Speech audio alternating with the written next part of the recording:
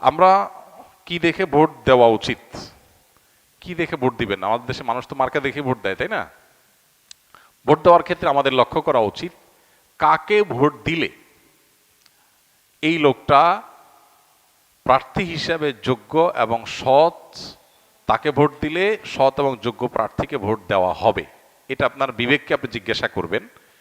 আপনি যদি সঠিকটা উদ্ধার করার চেষ্টা করেন, এরপর দেখলেন যে না, আপনি আসলে যেটাকে সঠিক মনে করছেন এটা সঠিক হয় নাই, লোকটা রাইট পারসন না, তাহলে আল্লাহর কাছে আপনার দায় নাই। কিন্তু আপনার চেষ্টা করতে হবে যে যে কয়জন আছে এর মধ্যে সবচেয়ে ভালো যোগ্য মানুষটাকে, সে জিতবে কি জিতবে না এটা আপনার দেখার বিষয় না। আমাদের দেশে বেশিরভাগ মানুষ এই জায়গাটায় এসে ভুল করে, মনে করে যে তারে ভোট দেওয়ার লাভ কি, ভোটগুলো তো নষ্ট হবে। ভোট নষ্ট হয় না। একটা ভালো মানুষ যদি অল্প কয়েকটা ভোটও পায়, তাহলে সে এটার উপর ভিত্তি করে সামনে আর কয়েকটা পাবে, তারপর আবার আরো কয়েকটা পাবে। কিন্তু আপনি যদি ভোট দেওয়ার এই রাস্তাটা বন্ধ করেন, অথবা তাকে সে কম ভোট পাবে এই চিন্তা করে আরেকজনকে ভোট দেন, তাহলে কি হবে? এই চান্সে খারাপ মানুষগুলো তাদের খারাপের রাজত্ব আরো বেশি করে করতে পারবে। কেউ জিতুক সেটা আপনি চাইতে পারেন, কিন্তু জিতানো আপনার দায়িত্ব না। আল্লাহর কাছে দায়িত্ব হলো, আপনার কাছে মতামত চাওয়া হয়েছে, আপনি মত দেওয়ার সময় সবচেয়ে ভালো উপযুক্ত ব্যক্তির পক্ষে মত আপনি দিবেন, বাস। এটা হলো আপনার কাজ।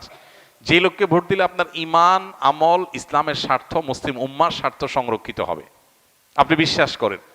যাকে ভোট দিলে দেশের সার্বিক উন্নতি হবে, চুরি ডাকাতি হবে না, দুর্নীতি 2 নম্বরই হবে না, যে কারণে আমাদের দেশ পিছিয়ে আছে। পৃথিবীর বহু দেশের তলানিতে আমরা পড়ে আছি। যাকে ভোট দিলে আমরা সেখান থেকে উঠার রাস্তা পাবো, তাকে আপনাকে ভোট দিতে হবে।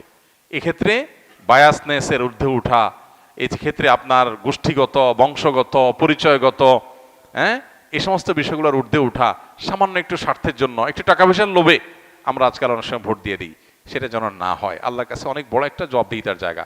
নবীজি বলেছেন, ইদা উসিদাল আমরু ইলা গায়রি আহলিহি ফান্তাজিরিস সাআ। অযোগ্য মানুষকে যখন কোনো জায়গায় বসানো হবে, অপাত্রে যদি মানুষ তার মতামত দেয়, বা কোনো অযোগ্য মানুষকে যদি কোনো যোগ্য মানুষের চেয়ারে বসানো হয়, তাহলে কিয়ামতের অপেক্ষা করবা তোমরা। এটা কিয়ামতের আলামত। এই আলামত এখন চলে আসছে না, আসছে নাই? অতএব আমাদেরকে এখানে দায়িত্বশীলতার পরিচয় দিতে হবে। আল্লাহ বলেছেন, ইন্নাল্লাহ ইয়ামুরুকুম আন তুআদ্দুল আমানাতি ইলা আহলিহা। আল্লাহ তাআলা তোমাদের নির্দেশ করেছেন আমানত যথাস্থানে পৌঁছাও, অপাত্রে যেন আমানত না যায়। আল মুস্তাশারু মু'তামান।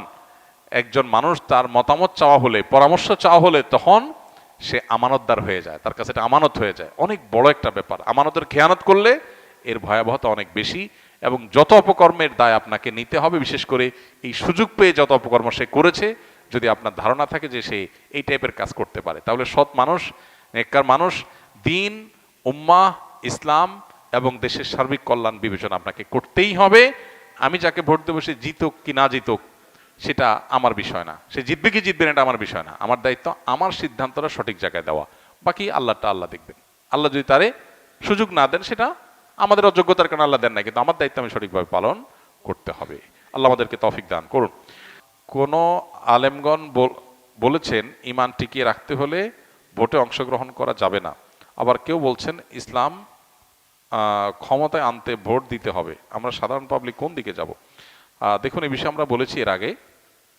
হ্যাঁ, যারা মনে করছেন যে গণতান্ত্রিক বিধি ব্যবস্থায় আপনি ভোট দেওয়া মানে হলো গণতন্ত্র টিকিয়ে রাখা, প্রতিষ্ঠা করা, এখানে ইসলামের পথ রুদ্ধ করা, ইত্যাদি ইত্যাদি অনেক যুক্তি পেশ করে ভোট দিতে নিরুৎসাহিত করেন এক শ্রেণীর আলেম বা এক শ্রেণীর মানুষ। আমি বলেছি যে পৃথিবীর সংখ্যাগরিষ্ঠ ওলামা একরাম, সেটা আরব বলেন অনারব বলেন, তারা কিন্তু যেই সমাজ, গণতান্ত্রিক সমাজ বা যে দেশে গণতন্ত্র প্রতিষ্ঠিত আছে, প্রচলিত আছে, সেখানে তুলনামূলক ভালো মানুষ, যে দিন, ইসলাম, মুসলিম উম্মাহ এবং দেশের কল্যাণে আসবে, সেই ব্যক্তিকে নির্বাচিত করবার জন্য ভোট দেওয়ার পরামর্শ দেন। এবং শেখ মোহাম্মদ সালেহ আল উসাইমিন রাহিমাহুল্লাহ, সৌদি আরবের, তিনি কিন্তু এই ব্যাপারে বিশেষ গুরুত্ব আরোপ করেছেন। অতএব আমিও মনে করি তাই, যে যেখানে ভোট দেওয়ার মাধ্যমে আমি অন্তত মন্দ ঠেকানোর এবং তুলনামূলক ভালোকে এগিয়ে নেওয়ার চেষ্টা করতে পারবো, সেই সুযোগটা আমার নেওয়া উচিত। ভোট যাকে দিলাম সে জিতলো না, হতে পারে সে জিতবে না, এরকমটা আপনার মনে হতে পারে, কিন্তু কি হবে, এই ভোটের পার্সেন্টেজ, তার মতামত, সে যদি কোনো সত্য পথের পথযাত্রী হয়ে থাকে, তাহলে তার মতামতকে সমাজে প্রতিষ্ঠিত করার ক্ষেত্রে এগিয়ে যাবে সে। সমাজে প্রভাব তৈরি হবে যে এত পার্সেন্ট মানুষের মতামত এটার কারণে সমাজের বা রাষ্ট্রের নীতি প্রভাবিত হবে। এই জন্য আপনার একটা ভোট গুরুত্বপূর্ণ। আমি মনে করি যে ভোট দেওয়ার চেষ্টা করা উচিত যদি সুযোগ থাকে। আর যে সমস্ত ওলামা একরাম বলছেন না দেওয়া থেকে বিরত থাকা উচিত, ওনারা একটা দৃষ্টিভঙ্গি থেকে বলছেন, আল্লাহর কাছে তাদের ইস্তেহারের জন্য তারা আজর পাবেন নিশ্চয়ই। আর ওলামাদের এই মত পার্থক্য এটা ইসলামের সৌন্দর্য। তবে আমরা সাধারণ মানুষ যেটাকে সঠিক মনে করি সেটা করব, অন্যটার বিরুদ্ধে উঠে পড়ে লেগে আমরা গতানুগতিক সিস্টেম অনুযায়ী যে একজন আরেকজনের বিশোধগার করা, সেটাতে আমরা কোনো অবস্থাতে যেন না যাই, সেটা খেয়াল রাখতে হবে। সোশ্যাল মিডিয়াতেও দেখা যায় এটা নিয়ে প্রচুর পক্ষ বিপক্ষে আপনার কথাবার্তা বলা হয় এবং অহেতুক নিজেদের আমল আখলাক নষ্ট করা হয়, এটা যেন না হয়। মতামত থাকতেই পারে, আমাদের সবার উদ্দেশ্য আল্লাহর সন্তুষ্টি, আমাদের সবার উদ্দেশ্য এজ এ মুসলমান কোরআন ও হাদিসের উপর টিকে থাকা। ইস্তেহাদ বা গবেষণা এটা কিয়ামত পর্যন্ত এটার রাস্তা ওপেন থাকবে।